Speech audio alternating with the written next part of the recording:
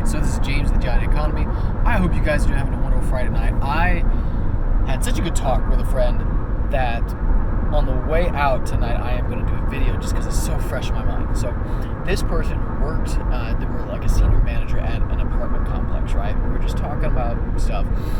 And she started to tell me the things that she had been seeing, right? So number one, in the last 6 months or so, the number of delinquencies of evictions she's had to file has gone way up, like noticeably up. Secondly, she said that the amount of break-ins that she's had has gone up noticeably. The amount of squatters, so in other words, they would have a make-ready room. So your tenant left, and now you've got to make it ready and make it look beautiful. Slap some new paint on, clean it, like the carpet really well, stuff like that, just to make sure that the new tenant comes into a nice, more cozy place, right? Well, sometimes they'll sit there for like a week to a few months, depending on how fast you get somebody in there. And she said they had several people squatting with these make-readies, like they had just painted them, just redone the carpet in some cases, put new refrigerators and stuff, and then people would squat, they would find out about it, and they either they get scared off and go off, or they'd have to evict them depending on how long they've been there, and now they have to get the contractor to repaint it, redo it again. So she was telling me all this, and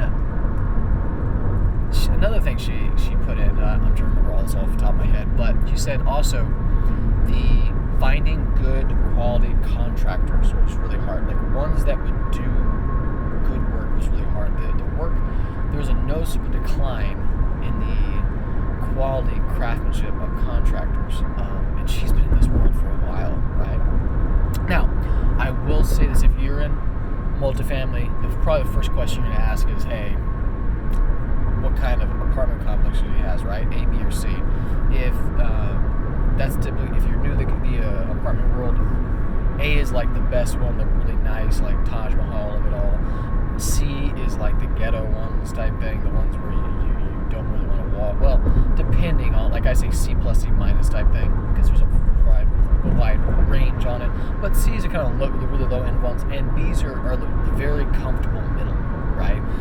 I actually lived in a B apartment complex for about 1.5 years during COVID. Long story about that, and it was a really good apartment complex, and I wasn't paying something astronomical, so it was just a good place type thing. So those are the typical ones. She is managing over a C apartment complex right now, so there is that. And if you're in the apartment world, in the multifamily world, you're like, oh, that happens all the time, and that's true.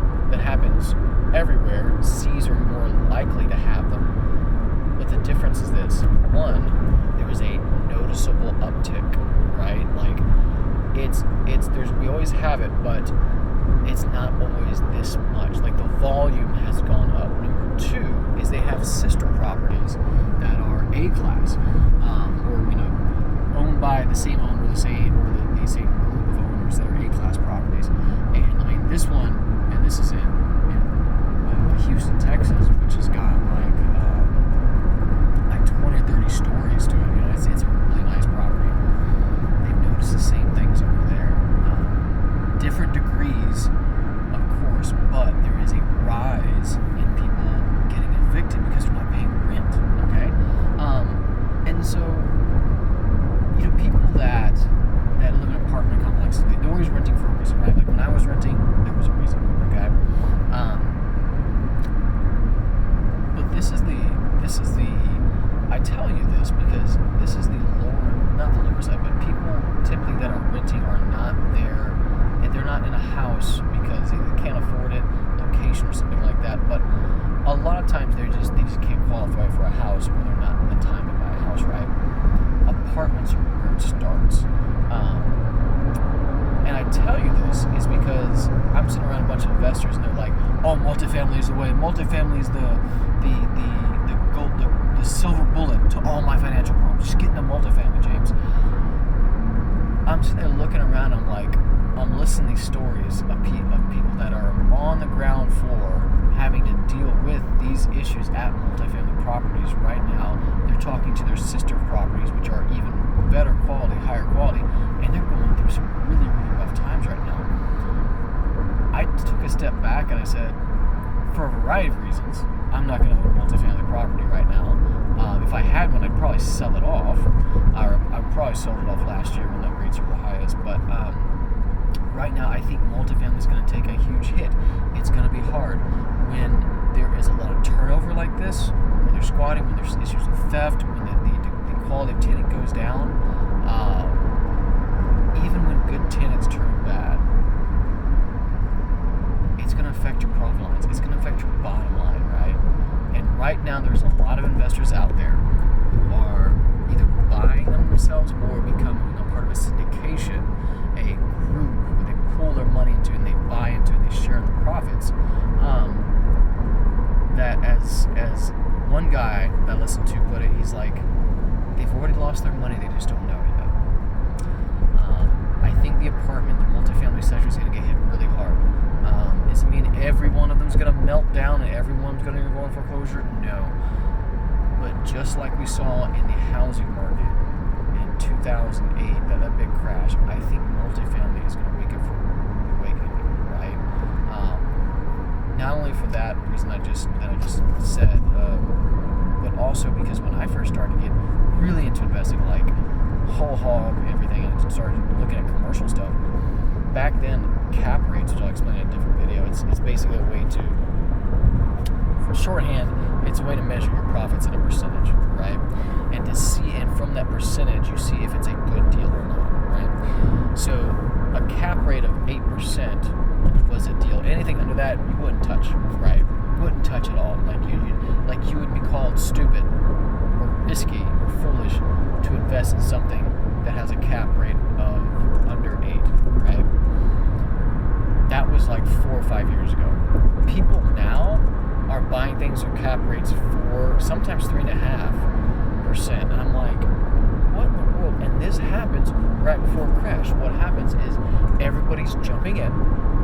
The bubble is getting bigger because bubbles are always made by credit. The bubble gets bigger. People take their standards off of investing. They become more risky during investing just so they can get more deals and keep things moving forward. And then there will be a time where they can't service it, where things change, the income's not coming in, the tenants aren't there. The tenants are there, but they're not paying. Your expenses go up because that apartment has had 3 squatters in it, and you had to evict them and do it every time, and it's vacant. You got to pay now contractors to get in, and that contractor did a bad job, so you have to pay another one to get in. I mean, these things really add up. Like there is a side to real estate that all the glamorous commercials and YouTube ads and people that are like, hey, it's your financial freedom, there's a side to it that they don't talk about, man. I mean, there is a lot of work that goes into real estate. Is it profitable? Oh yeah, it helped me make my first, and it was a large part of my first million.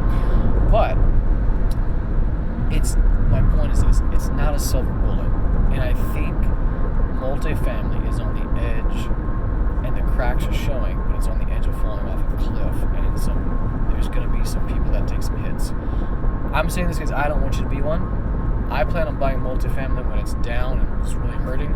If this is something that you are interested in, contact me. We'll talk.